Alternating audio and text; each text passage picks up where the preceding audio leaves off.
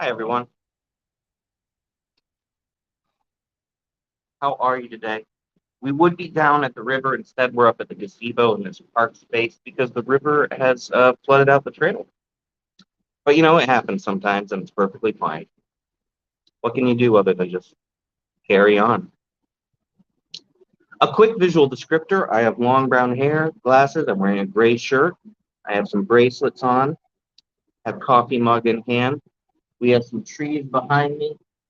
And as I said, we're in a gazebo in a public park space. The river is down a bit, but due to all the spring growth, you can't see it from up here very well anymore. It's disappeared. But that's perfectly fine. That's the way it goes. I hope you have some coffee, tea, whatever it may be, whatever gets your day going, whatever makes your day excellent. And I'm sitting down. I'm not standing up. But sometimes you got to change things here and there, right? Change it up. In this case, I decided I would sit down with you. It's a nice way to be able to talk, a nice way to have some time to discuss some things together. Hmm. Coffee, a little cup of comfort. I'm coming to you right now with Restream. So I'm currently live on Twitch, Twitter, YouTube, and LinkedIn. If you look into getting into if you look to get into live streaming, or you're already live streaming and you would like to increase the power of your stream, consider something like Restream. It's a wonderful multi-streaming platform. So many tools, so much to use there, so easy.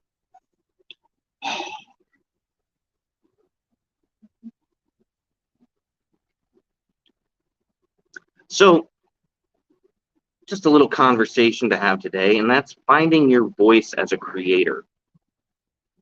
We talk about our voice and the way we communicate, the way we present ourselves in a lot of different fields. A salesperson has to have very specific voice and presentation. Entrepreneurs, uh, speakers, there's so many different types of people who have to consider finding their voice and what finding your voice looks like to you. I mean, it's not as simple as simply the words you use. Now, fun fact: when we listen to our own voice, just speaking, it's our voice. We hear it recorded, and then it's played back for us. Doesn't sound like us. Of course, that's for a really interesting reason. Your voice is actually missing some parts. When you're just speaking and listening to the words you're saying, your voice is actually being filtered through a multiple sensory inputs. You're not just hearing it as the words coming out of your mouth. You're also feeling it as the vibrations through your jaw and your throat, and you're also hearing what you think your voice sounds like in your head. It's an interesting thought.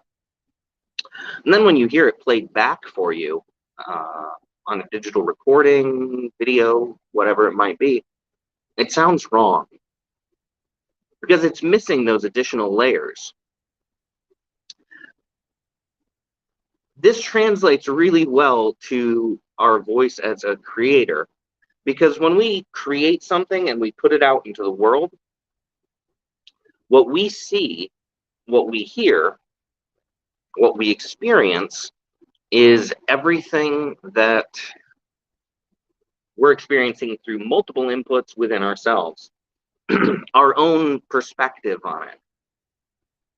But what other people see, it's missing something. And there's ways to put that perspective into what you do.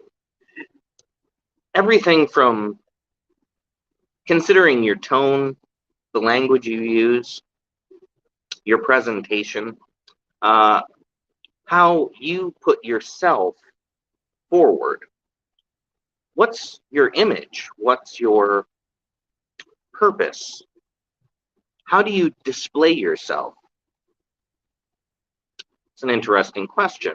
And finding your voice as a creator is really making intentional choices in regards to your tone, your language.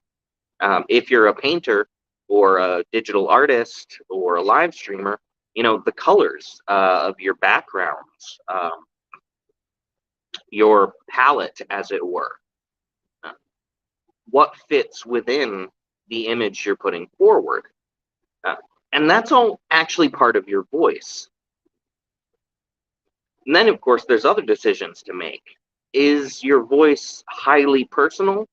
Is it specifically geared towards one topic?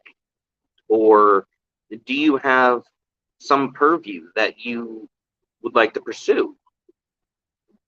Are you an educator? Are you an entertainer? Are you intending to be controversial? And there's a lot of artists whose intention is to be controversial. And that's not always a bad thing. In fact, sometimes it's very good to be a controversial creator because you can show people things that sometimes we don't like to talk about. And if you're doing that, and if you're displaying it and talking about it in the right ways, it can be really powerful, really moving. It can get people thinking. But this is true, of course, about many different types of voice. Morning over there on Twitch. I'm so glad to have you joining me here. We're having a beautiful day here. Of course, we're not on the river. I did say this before, I'm going to say it again. There was some heavy rains last night. It has flooded out the trails again. Oh my goodness. What are you going to do about it? You just got to roll with it. I like to come out here to nature, and a portion of what makes up my voice as a speaker in these videos I do during the week, in these live streams, a portion of my voice here is actually the surroundings, the trees that you can see in the background, hearing the birds, the water. I don't know how much of the water is coming through the microphone right now, but I can hear the river flowing pretty clearly, even though I'm not near it. All of that goes into the presentation that I'm giving to you and the way I'm communicating with you. These are aspects you have to consider, no matter what kind of creator you are. If you're an author, consider your language very specifically. If you want to write about certain topics, consider also the level of sophistication of your language. That's really big for any writing that we convey to other people, whether it's an article, a post, whether we're a journalist, an author, a poet, and then, of course, speakers as well.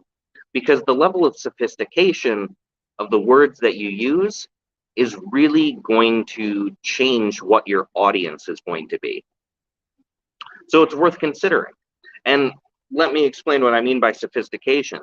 It's simply, are you using plain language, textbook language, clinical language, very specific language for your field? All of these things make a big difference in the way that you come through with your voice, and it changes the people that you're talking to. The more simple your language, the broader the audience that you can speak to. And the more sophisticated your language, the smaller the audience you're going to be speaking to.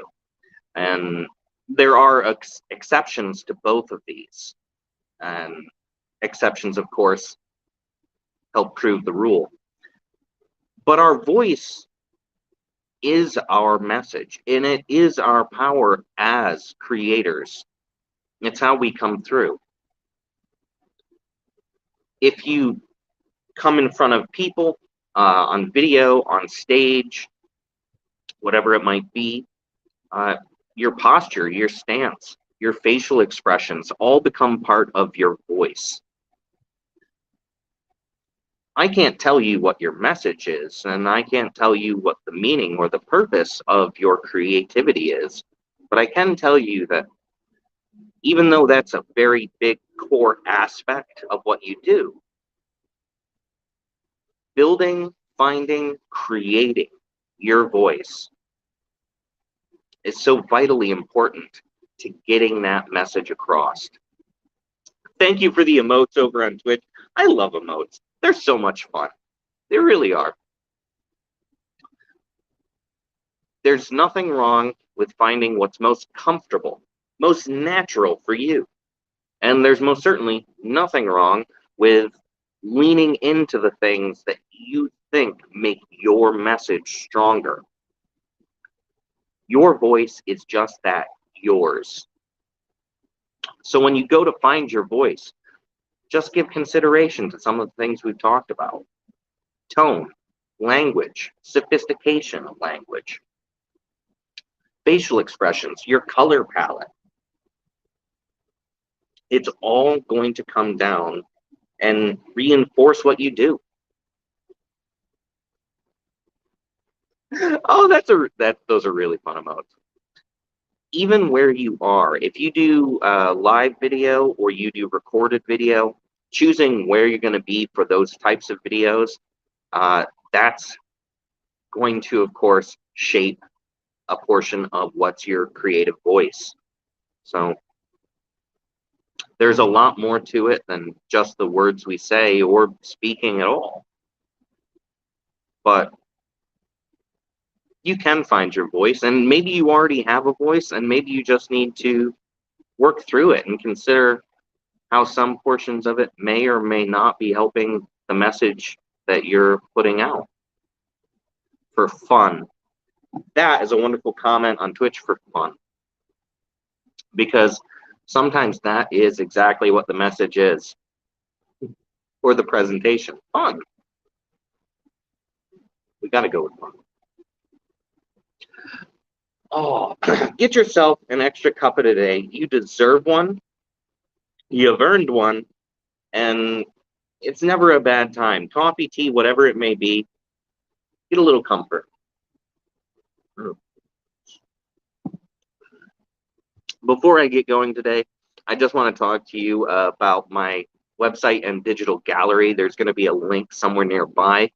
Now, there are currently a number of art prints of my abstract and charcoal pieces that are available. And you can go ahead, you can get an art print, and add a little art to your life. Maybe there's something that speaks to you, or maybe there's just something that you really like and you see it. So pick it up, add it to your home, your office, workspace, wherever it might be that you'd like to see one of these prints. The abstract pieces are wonderful. They're based off my acrylic paintings, and that's what they're recreations of. And the charcoal pieces, again, just absolutely wonderful. There will be more of them coming. They're a whole lot of fun. I really enjoy making them, and I'm going to be turning some of my photography also into art prints.